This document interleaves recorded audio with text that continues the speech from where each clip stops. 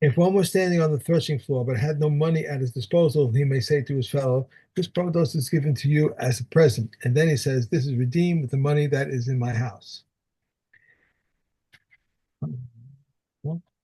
If he drew from him Maaser Sheni for a seller, and before he could redeem in its price stood at two sellers, it gives him a seller and profits by one seller, and the Maaser Sheni is his. If he drew from him Maaser for two sellers, and before he could redeem it, price stood at one seller, he gives him a seller from Chulin and a seller from his Maaser Sheni. And if he was an Am Aretz, he gives him from Demai. If he redeemed Maaser Sheni but did not designate it, Rabbi Yossi says it suffices. But Rabbi Yehuda says it must specify. If one was speaking to a woman about her divorce or a betrothal and gave her a bill of divorce or a gift of betrothal without specifying, Rabbi Yossi says it suffices, but Rabbi Yehuda says it must specify. Okay. Okay. All right. Mishnah Ches starts out relatively simple, and then goes like so complicated that even Kati says, "I have no idea what to say about this." Oh, So good. let's start with the easy bit. Hamaniach Isar.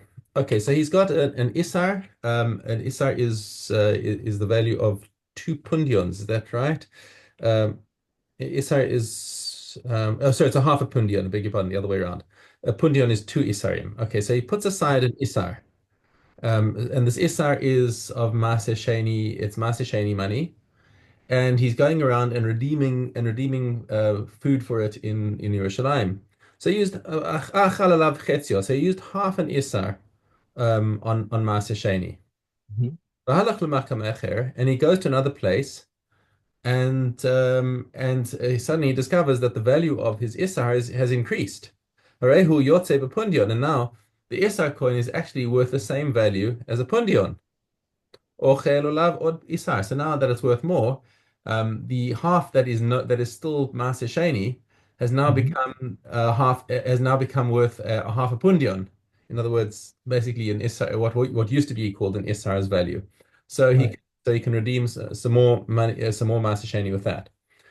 Conversely, haminiach pundion, if he puts aside a pundion, v'achal alav chetzio, so he already consumed half of the pundion, which is the value of one isar. V'halach lamakam acher v'harehu yotze be'isar, and the pundion has devalued to the point where it's only the same value as an isar. Ochel alav od plak. So now he's only got half an isar left of unredeemed Maaser Sheni in there, and that's how much he needs to purchase food for. Okay, so it's basically to where up to the value of what his coin is worth at the moment. So half of it was gone, and now half of it is reevaluated at the place where it is. So now comes the part where Kahati basically throws his hands in the air. So what I want to do over here is just read it from his English translation over here. You've also got Kahati here, right? I have the copy, right. Okay, so if one set aside an Isser of Maaser Sheni, okay, he may on account of it eat for an 11th part of an Isar and 100th of an Isar. Okay, of the many explanations of this difficult Mishnah, none has succeeded to elucidate adequately the text. According to Rambam and Bartanura, our Mishnah opens with one who took an Isser of Chulin to redeem Maaser Sheni produce outside Yerushalayim. Okay, so the Isar was originally Chulin. So we're mixing topics according to Rambam. We started out by talking about an Isar of Maaser Sheni. Now we're talking about an Isar of Chulin. Okay. Whereas the second section teaches how much the bearer of an Isar of Maaser Sheni to be consumed in Yerushalayim as Maaser Sheni must eat on account of it to render the Isar non-holy. Our Mishnah thus deals with two kinds of Maaser Sheni Isars. A, for the redemption of definite Maaser Sheni, and B, for that of Maaser Sheni considered Demai. Whereas the owner of definite Maaser Sheni who redeems it adds a fifth externally, i.e., a quarter of the principal. This is not the case with Maaser Sheni of Demai. Remember, Demai, there's no extra fifth. Such is therefore Rambam's account of this Mishnah. If one set aside an Isar of Maaser Sheni in order to eat on its account produce as Maaser Sheni, i.e., as he eats, the Isar sheds its holiness in proportion to the value consumed, he may, on the account of it, eat an 11th part of the Isar, until 1/11th of an Isar. So if the Isar represents Maaser Sheni of Demai money, He eats until, but not including 1/11 of it. Thus, after consuming 10/11ths worth of an isar, the coin becomes non-holy. E.g., if 11 pomegranates cost an isar, the entire coin becomes non-holy as soon as 10 pomegranates have been consumed, the remaining pomegranates being insignificant and of no account, and 1/100th of an isar, i.e., with definite Maaser Sheni money after eating 99 hundredths worth. So he's saying that mid-sentence it's kind of switching context between the definite Maaser Sheni, between Maaser Sheni of Demai and definite Maaser Sheni. After eating 99 hundredths worth, leaving 1/100th of an isar, the coin becomes non-holy. Thus, if 100 figs cost an isar, it becomes non-holy as soon as 99 figs are consumed, the trivial 1/100th uneaten fig being of no account. Rambam doesn't explain the basis for the 1/100th of an isar that governs definite Maaser Sheni. Tosfos Yom Tov suggests maybe they likened it to Truma since it too is called holy, and just as Truma which fell into Chulin is offset at the proportion of 100 to 1, provided no loss is caused to the Levite, and with Maaser Sheni no such loss arises. The sages discounted the uneaten 1/100th, though with Truma the process entails 101. The sages treated Maaser more leniently and rounded it off to 100. Okay, now, Beis Shammai Omrim Hakol Asara, so they say throughout 10, both in the case of Demai and definite Maaser Sheni, once 9/10ths of the Isar have been consumed, the Isar becomes non-holy. Thus, if 10 nuts cost an Isar, then once 9 have been eaten, the Isar becomes non-holy. But if less, he must continue to consume on its account. Beis Hillel Omrim Bevadai Achadasar Ubedemai Asara. So in the case of the certain, and make it 11, but in the case of the uncertain, 10. If the Isar represents definite Maaser Sheni, then if no more than an 11th is left on its account, the Isar becomes non-holy, but not if 1/10th is left.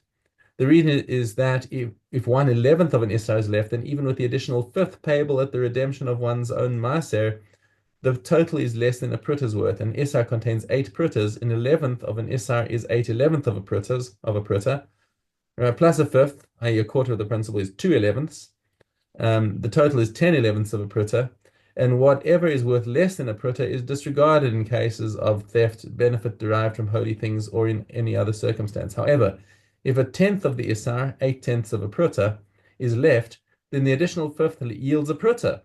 8/10ths plus 2/10ths is equal to 1, and therefore more must be consumed on the Isar account.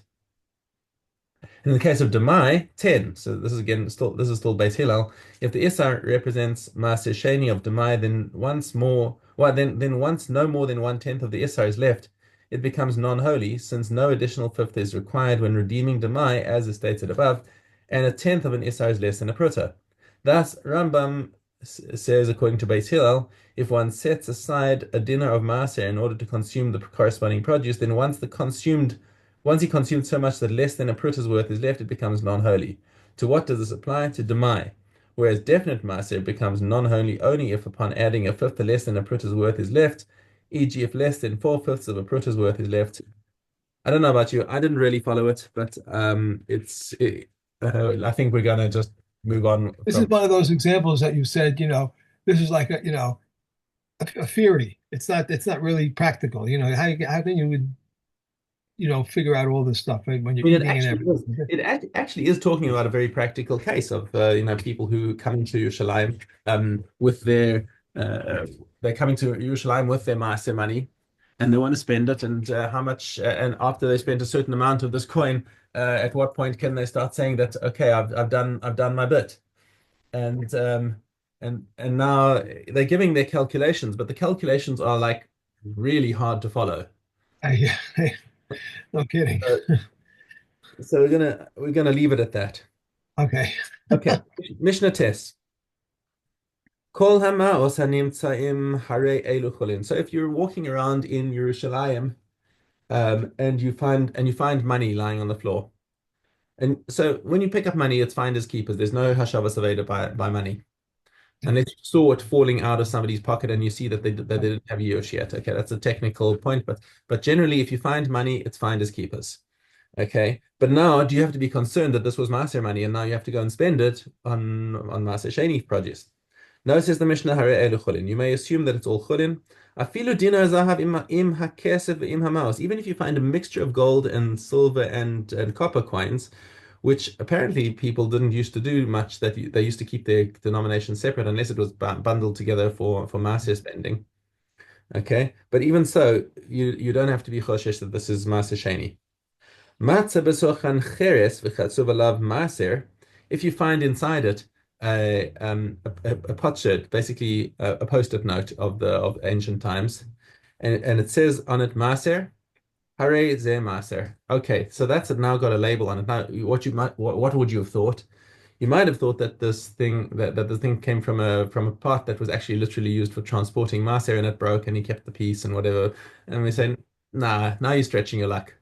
That's if it says Maaser on it, you must assume that it is Maaser. Mishnah Yud Hamotzei Kli. So he finds a Kli, but Kasuv Alav Korban. So written on this Kli is the word korban. Rabbi Yehuda Omer im haya shel cheres hu chulin. If it's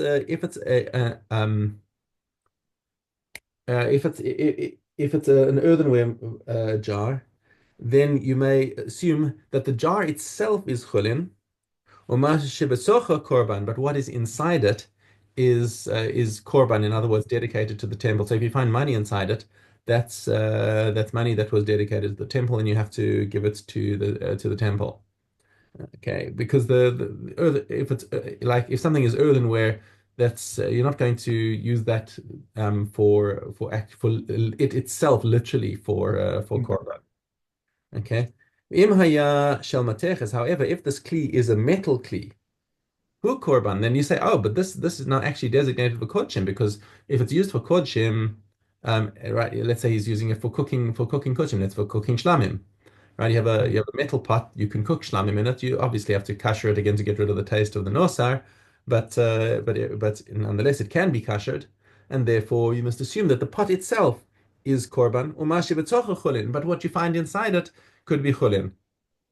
The Chachamim said to him, that doesn't make sense. Amrullah, ain't derech b'nei adam lios konsin chulin korban. Why would if you've got a korban pot, how can you put chulin inside it? That's just not a normal thing to do. You must assume that whatever's inside it is also korban. Okay, and that's where we leave off for today. Okay. Back to base Zion. Okay. Beit Shammai says one may not convert his sellers into golden dinners, but Beis Hillel permits. Rabbi Akiva said, I converted Rabbi Gamliel's and Rabbi Yeshua's money into gold dinners. If one changes Maaser Sheni coins for a seller, Beit Shammai says the coins for a wholesaler, and Beis Hillel says 1 silver shekel and 1 shekel coin. Meir says one may not redeem silver and produce with silver, but the sages permit it. And if one changes the seller of Maaser Sheni in Yerushalayim, Beit Shammai says coins for the wholesaler, but Beis Hillel says 1 shekel silver and 1 shekel coins. The liberators before the sages say for them dinners silver and for 1 dinner copper coins. Rabbi Akiva says for these dinners silver and for a quarter copper coins. Rabbi Tarfon says 4 aspers in silver. Shammai says let him leave it in a shop and eat its equivalent. Okay. Okay. All right. On to Trumos. No. Yes, Trumos. Trumos. Okay. The quantity of uncovered water sufficient for the venom to be offset, Rabbi Yoshi says, in vessels in quantity and on the ground 40 sahs. For figs, grapes, cucumbers, gourds, melons, and muskmelons that have been gnawed, even if there is such as a kikar, whether large or small, whether detached or attached, if they contain moisture, they are forbidden. Bitten by a snake, it is forbidden because of the dangers to life. And wine strainer is forbidden because it is uncovered, and Chamia permits this. Okay. Demai. Okay. We have Gimel Hay. If one gives to a hostess, he ties what he gives to her and what he receives from her because she is suspected of exchanging it. But Yossi said, we are not responsible for deceivers. He ties only what he receives from her. If one gives to his mother-in-law, he ties what he gives her and what he receives from her because she is suspected of exchanging what is spoiled. Rabbi Yehuda says she seeks to favor her daughter and feels ashamed before her son-in-law. Rabbi Yehuda agrees that if one gave his mother-in-law produce of the year. She is not suspected of exchanging it and gives her daughter produce of the sabbatical year to eat. And if one buys produce from a person who is not trustworthy concerning Maasers and forgot to tithe it, and he asked him on the Sabbath, he may eat upon his word. After nightfall at the end of the Sabbath, he may not eat until he has tithed it. And if he did not find him, and one who is not trustworthy in regard to Maaser said it is tithe, he may eat upon his word. After nightfall at the end of the Sabbath, he may not eat until he has tithed it. And if Truma Maaser of the Mai reverted to its original location, Reb Shimon Shazari says he asked him even on a weekday, and he may eat upon his word. Okay. And we have the Gayam. Okay, Zion Aleph. The following are Baharos that are Tahor. Baharos that a person had before the Torah was given, that were on a Gentile who converted, or on a newborn child, or a fold of skin that became revealed, on the head of the beard, on a raw boil, burn, or wound, literally on a boil or a burn or a wound on the rebellious ones. If the head or the beard then became bald, or the boil, burn, or the wound be healed partially healed, their Tahor. A neger appeared on the head or beard before they grew hair. Then they grew hair and subsequently became bald, or a boil, burn, or wound that did not yet scab. Then a scab formed, and the boil, burn, or wound healed. Eliezer ben Yaakov renders these cases tamei, since they began and ended as tamei, and the Chachamim ruled them tahor. The appearance changed, either leniently or stringently. How leniently? If it was like a snow, it became like the lime of the sanctuary. If it was white wool or like egg membrane, it became a secondary shade from a saw, and it became a secondary shade from an intense white. How stringently? If it was like an egg membrane and became a white wool, like the lime of the sanctuary, or like snow. Reb Elazar ben Azariah take 10 renders of tahor. Reb Elazar Catechismus says if it changed leniently, it is tahor, and if it changed stringently, it must be examined anew. Then Akiva says whether it changed leniently or stringently, it must be examined anew. The Kohen shouldn't confine a Baharis that has nothing inside it, either initially or at the end of the first week. If at the end of the second week, or if the nega had become tahor, he should make it tahor. Tahor should make it tahor. If he was still confining it or declaring it tahor when it developed symptoms of tuma, he should confirm it. The Kohen should confirm a Baharis that has symptoms of tumor inside it, and if he was still confirming it when the symptoms of tumor disappeared, or if initially at the end of the first week, he confines it. If at the end of the second week, or after the thega had become tahor, he should make it tahor. Okay. Avos. Okay. Dalet Gimel. He used to say, do not be scornful of any person, and do not disregard anything, for you have no person without his hour, and you have no thing without its place. Reb Levitus, the leader of Yavna, says, be exceedingly humble in spirit, for the anticipated end of mortal man is worms. Reb Yochanan ben Broka says, whoever desecrates the name of heaven in secret, they will exact punishment from him in public. Unintentional and intentional both alike regarding this desecration of the name. But Yismael, son of Yochanan ben Broka, says, one who studies Torah in order to teach is given the means to study and to teach. But one who studies Torah in order to practice is given the means to study and to teach and to observe and to practice. Reb Tzadok says, do not make the words of Torah into a crown in order to be glorified through them, nor a spade with which to dig. So too, Hillel used to say, and one who makes the use of the crown will pass away. From this will derive whoever seeks personal benefit from the words of Torah removes his life from this world. Okay. And last we have the Hamas. Okay. Yud Gimel Vav. If a man divorces his wife and then remarries her, she is permitted to the Yavam. But Reb Eliezer forbids her. So too, if someone divorces an orphan and then remarries her, she is permitted in the Yavam. But Reb Eliezer forbids her. If a child was given in marriage to a father and was then divorced, she is like an orphan during her father's illness. If he remarries her, all agree that she is forbidden to the Yavam. If two brothers were married to two minor orphan sisters and the husband of one died, she is discharged as his wife's sister. So too in the case of two deaf mutes.